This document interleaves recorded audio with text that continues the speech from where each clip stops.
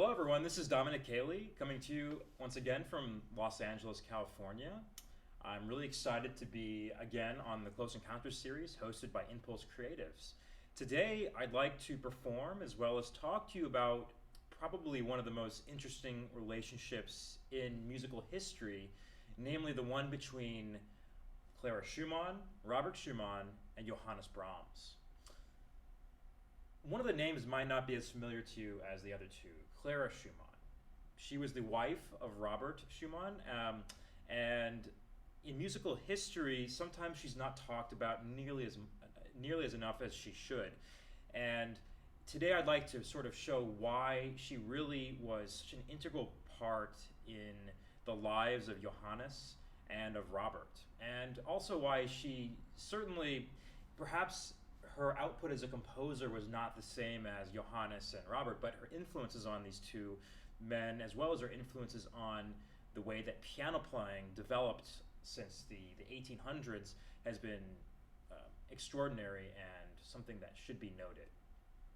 So the story begins between these three individuals in October of 1853. At the time, this is when Johannes first entered the lives, and these three began basically journeys together that would impact their lives irrevocably. Now, Robert Schumann and Clara had known each other for many years previous, which I'll get into as I start delving into their music and what they offered each other. But first of all, it's important to note again, in October of 1853, a 20-year-old young composer named Johannes Brahms knocks on the door of Robert and Clara Schumann's house. He brandishes a letter of recommendation from, at the time, foremost violinist Joseph Joachim, and basically Robert invites him in, and Brahms plays some of his music for him. At the time, Brahms was holding three of his sonatas, the first three sonatas for the piano. And the movement that I'll play for you in just a second is the first movement of his third piano sonata in F minor. Just like Joachim was rather astounded by Brahms's potential as an artist, Robert was also really, really captured by this genius already at the young age of 20. After hearing just a few notes, Robert rushed across the house to find Clara and invite her excitedly to join in this experience that Johannes was basically presenting them. So, without further ado, I'll play the first movement of Brahms' third piano sonata in F minor, opus 5. This movement is quite arresting, it's quite assertive, and rather, I would say, confident, as this young man, young 20-year-old Brahms, is trying to make an impact on the musical world of Germany and beyond.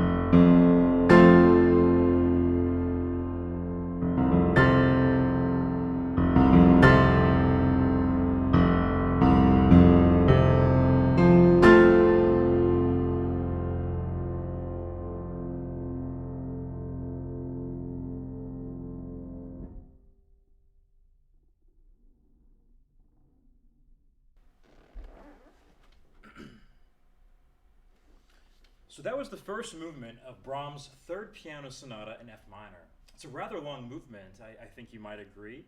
The entire sonata altogether is 5 movements, almost 40 minutes in length. Today, I'll be showing many different parts of these composers' lives and their works. So for now, I will leave you with that movement of his third sonata.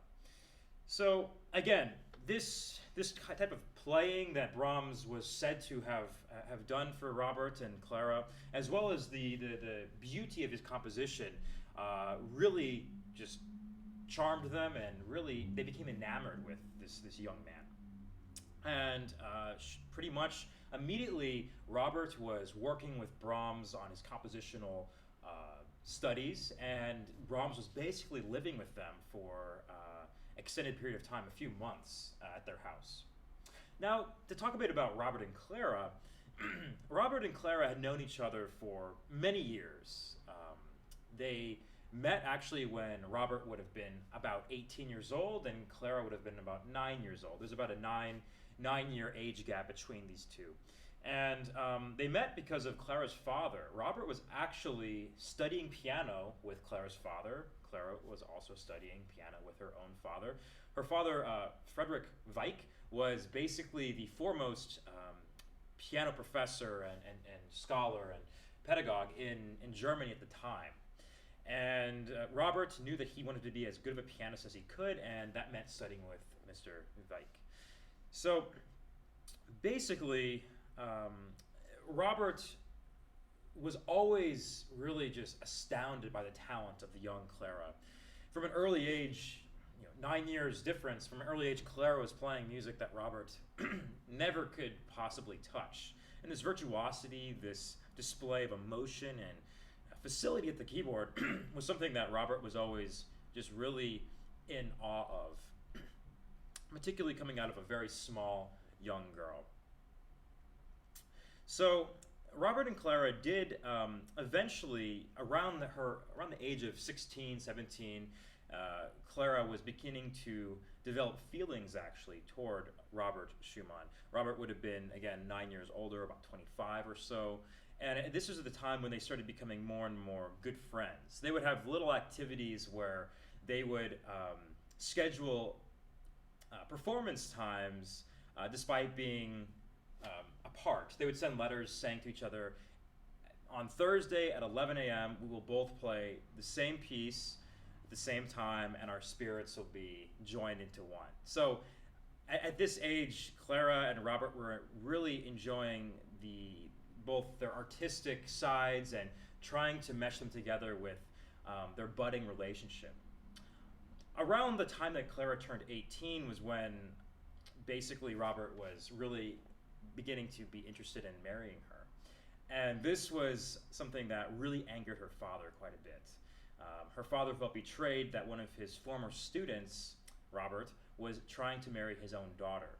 Not to mention that at the time, Clara was one of the most high-profile performers of Europe. She was performing concerts for every famous duke, king, queen, and her father was really worried that getting married would dampen her career, because again, she really was. Her and Franz Liszt were the two foremost pianists of the time, and arguably for many people, Clara was more of a musician's musician, and Liszt was a bit more of a showman at that time.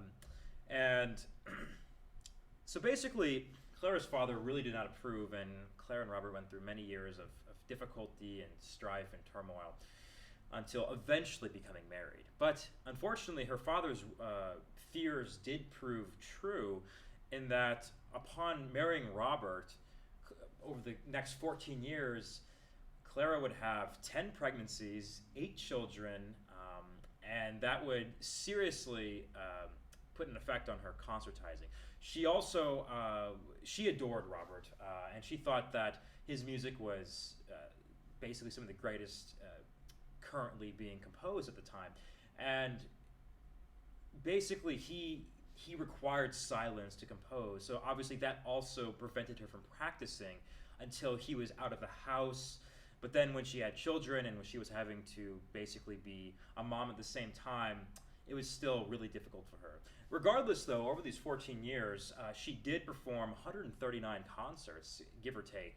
So she was still performing quite a bit, because we have to remember that despite the fact that Robert Schumann might be more famous today to our ears, at the time, Clara was much more famous, and she was actually, in some ways, the breadwinner for their relationship.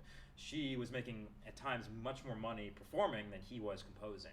So that was a very interesting dynamic, especially back in the 1830s and 40s, that Clara, at the time a woman, would have been really making the money for the family.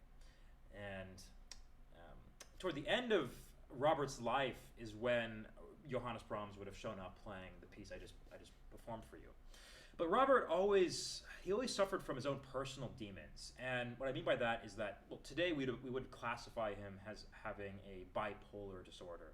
He actually had two different sides to himself that he named.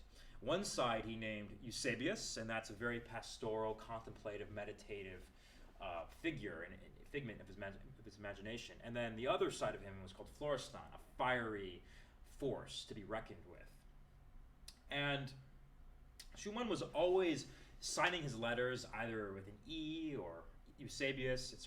Eusebius starts with an E, or he'd sign his letter with an F, Florestan, depending on his mood. And his music really shows that.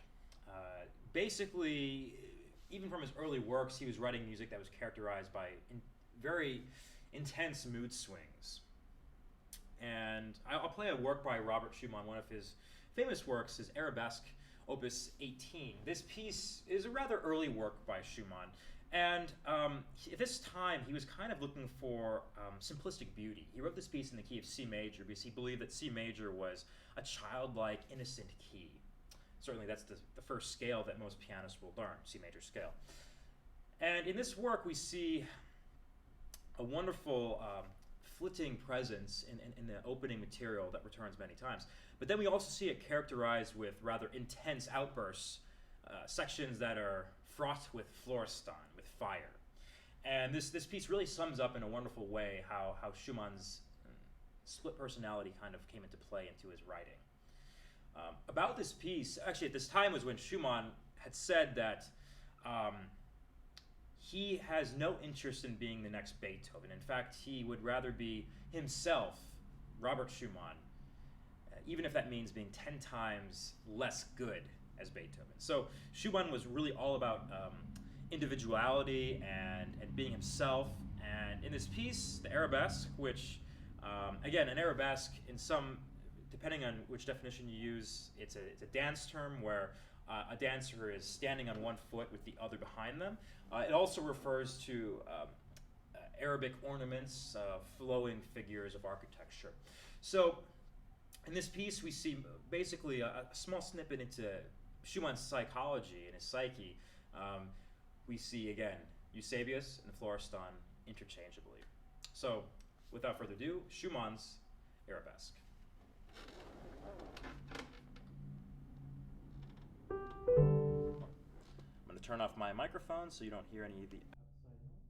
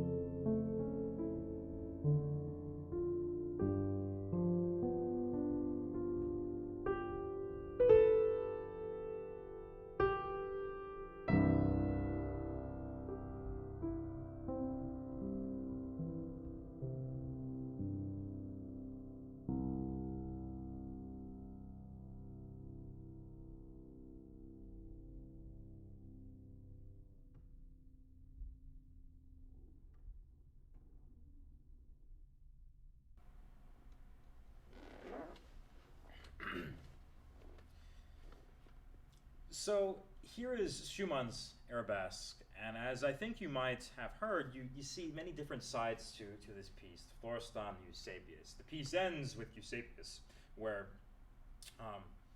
it really is just really almost lonely in some ways, but still a very pastoral, relaxed mood.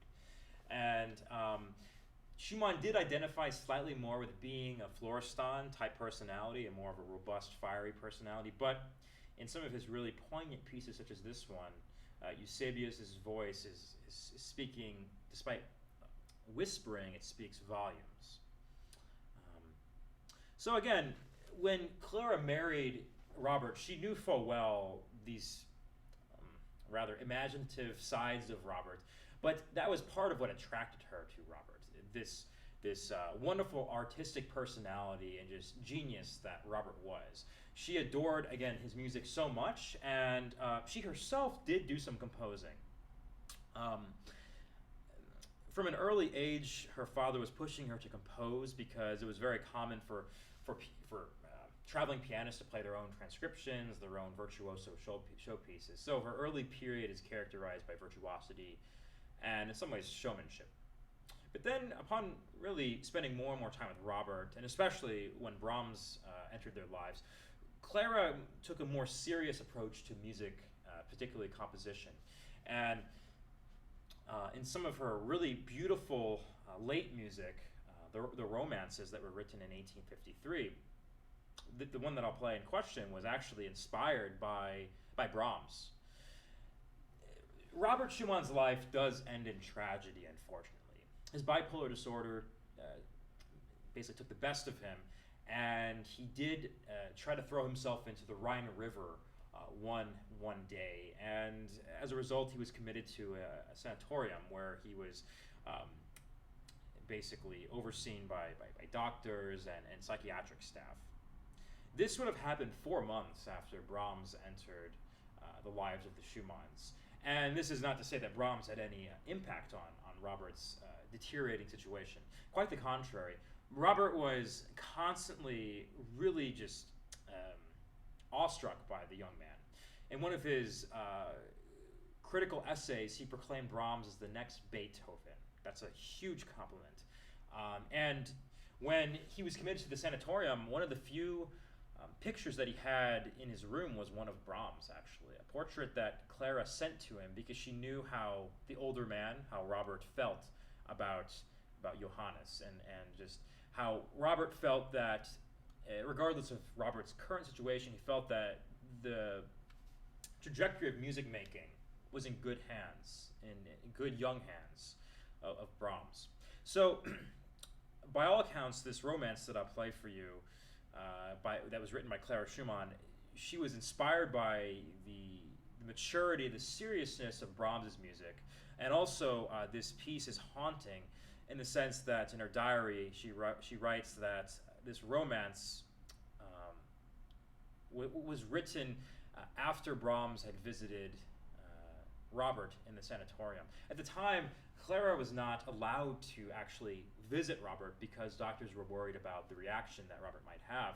They weren't sure of anything. So Brahms was the go-between. He was the one that was visiting Robert. Again, one day when Robert and Brahms were away at the sanatorium, Clara wrote that she just was feeling so sad and just really helpless in some ways to the situation. So this romance, I find it interesting that it's entitled Romance because it's not necessarily a happy romance.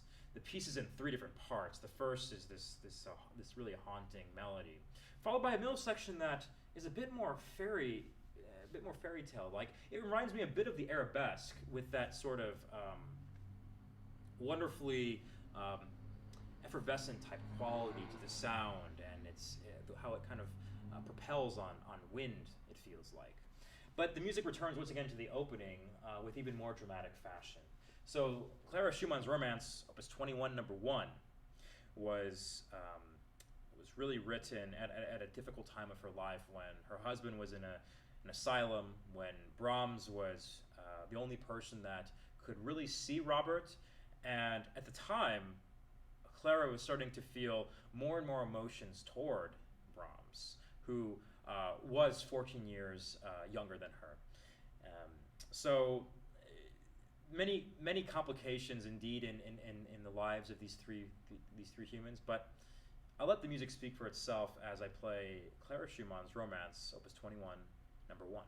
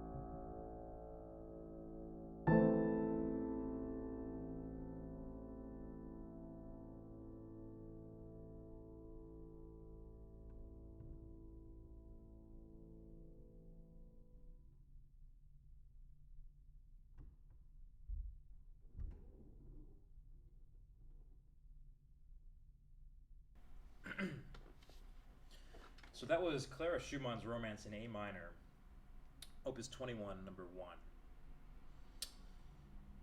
Basically, about 1 year after meeting Johannes Brahms, Robert passed away due to his illness.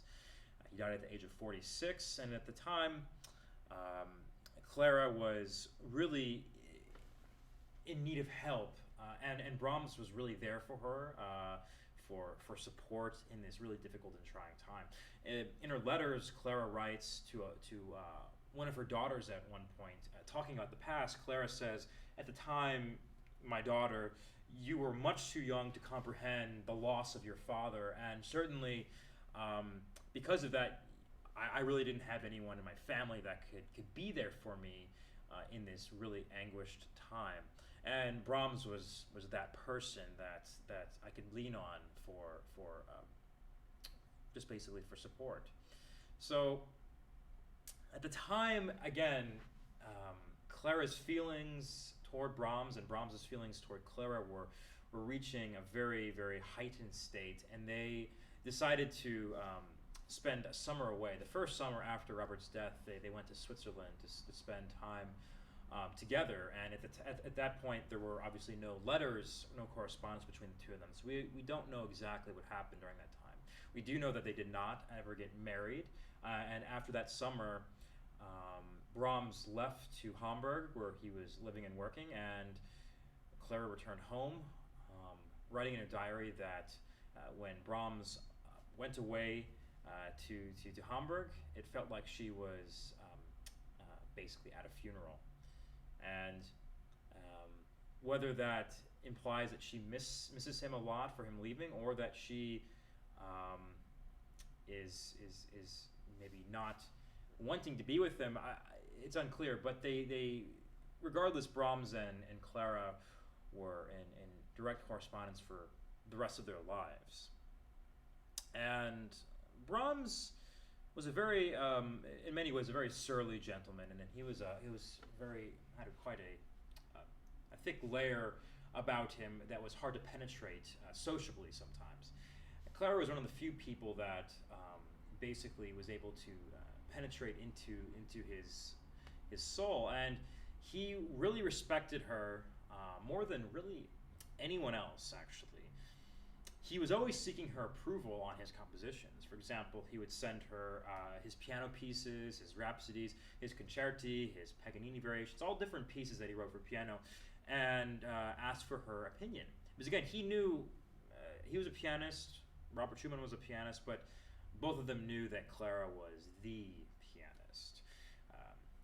Even Franz Liszt proclaimed that she had more strength than 6 humans combined. So everyone thought basically the highest of Clara's pianistic capabilities. So again, she would oftentimes be very direct and blunt with her criticism of Brahms's compositions, and he would heed her comments. She was really influential on his development as a composer, in my opinion. And without her, I think many of his compositions could have been dramatically different, not always in the best of ways. Brahms is a perfectionist, so we don't have any really surviving remnants of drafts or of concepts that we could see before and after. This perfectionism was partly due to the fact that Robert Schumann, again, proclaimed him at the very young age of 20 that he was the next Beethoven. So to have that kind of proclamation about yourself puts some pressure on your shoulders, and Brahms felt that all of his life. So Brahms, his late music is of particular note, and Clara is quoted as saying that in the late music, particularly in Opus 118 and 119, the very final pieces that Brahms wrote for the piano, Clara was quoted as saying that in these small pieces, it's astounding the passion and tenderness that Johannes is able to imbue into these works. And I could not agree more. Each one of these late pieces feels like again, for me, it always feels like a snow globe where you have a very distinct scene that you're looking at as you look at each little 5-6 minute work. And while the the piece I just played by Clara Schumann is entitled Romance, but doesn't quite feel like your typical Hollywood romance type melody or piece. Brahms wrote a beautiful intermezzo, Opus 118, number 2, that, despite being called intermezzo, I find to be quite appropriate in the romantic sense, and in the sense that it could have been called a romance and everyone would have heartily agreed and said that's exactly what it's about. This intermezzo is one of the most famous that Brahms ever composed. It's Opus 118, number 2, and these pieces were dedicated to Clara at the end of their lives. This would have been written in 1893, give or take, and they would have both been passing away 4 or 5 years after that. So again, this is when Brahms is at the height of his prowess as a composer, and this piece really sums up that intensity of passion and tenderness that Brahms is able to imbue into his late music. Brahms, interestingly, did dedicate these pieces to Clara, but rescinded the dedication, not out of animosity toward Clara, but perhaps again when you hear this when you hear this intermezzo, if Clara's name had been on the dedicee section of this, people might have suspected even more fiercely that the two of them had been intimate. But right now, there's no proof one way or the other. But certainly, I think Brahms, out of respect to Clara, decided to not include her name in the dedication of this really romantic piece. It's in 3 parts. The first part is this nostalgic, bittersweet melody that is just pouring with love. The second section is rather forlorn and more lonely. In fact, Clara, in her letters to Brahms, they always refer to each other as dear Brahms, dear Clara. And in fact, Brahms originally was always calling her my honorable lady. He would always write to her beginning with that. But Clara missed him profusely all throughout her life. She loved his company artistically and sociably. And there are many times when she would say that she dealt with loneliness much worse than Brahms did. Despite having a large family, sometimes she did feel lonely. And Brahms, on the other hand, was someone that did enjoy being alone. And in this middle section, this loneliness that Brahms is able to conjure is something that he must have experienced but was so good at conveying. So, in any case, this is Brahms' Intermezzo, Opus 118.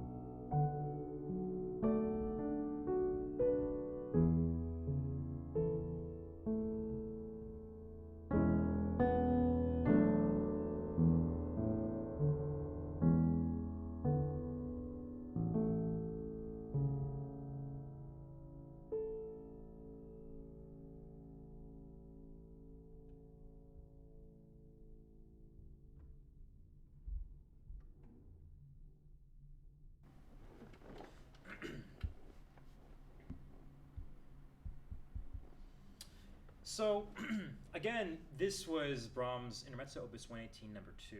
It's called Intermezzo, which just means in the middle of something.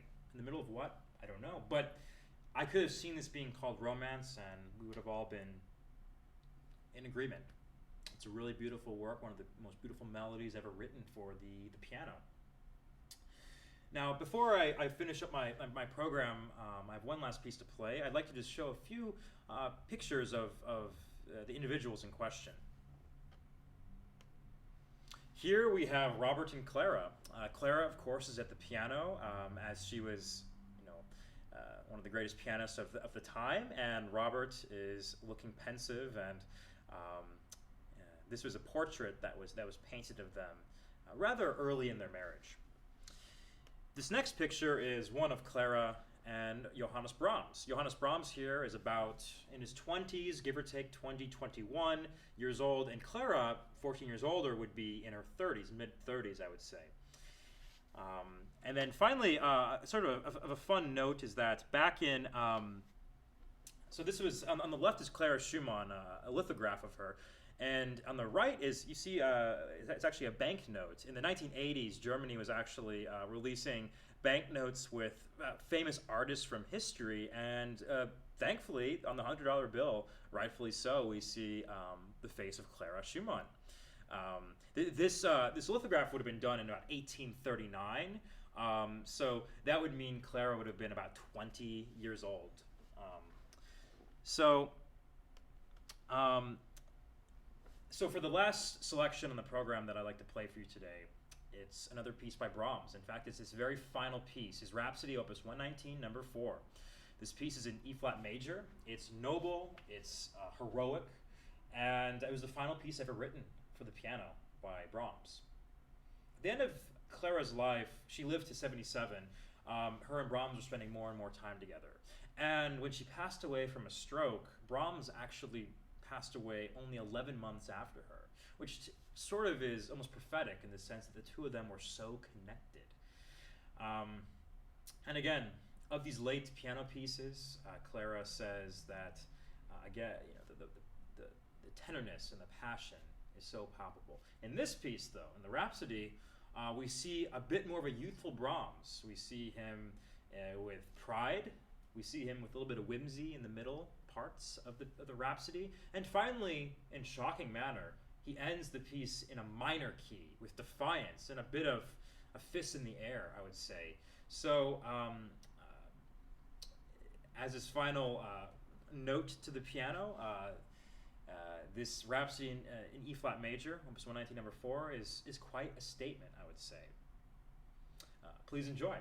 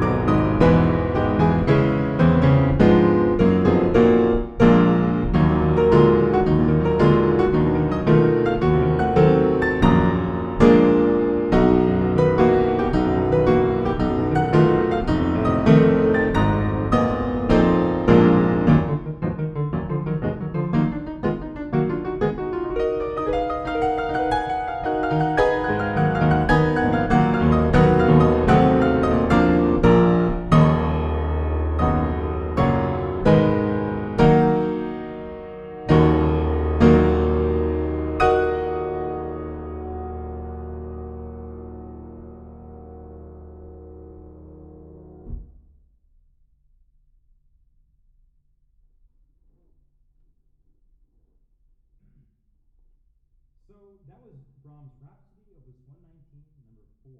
And with that being the final piece that Brahms wrote, I will also be ending my stream.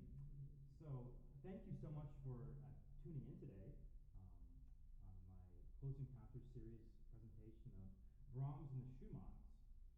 Thanks so much to Cindy and Alex, as always, for hosting the Close Encounters series on InPulse Creatives' Twitch channel. And stay tuned for more presentations from myself and my fellow artists as we all share our love for art and music during this more virtual time. Thanks so much for joining me today, and until next time, have a great day.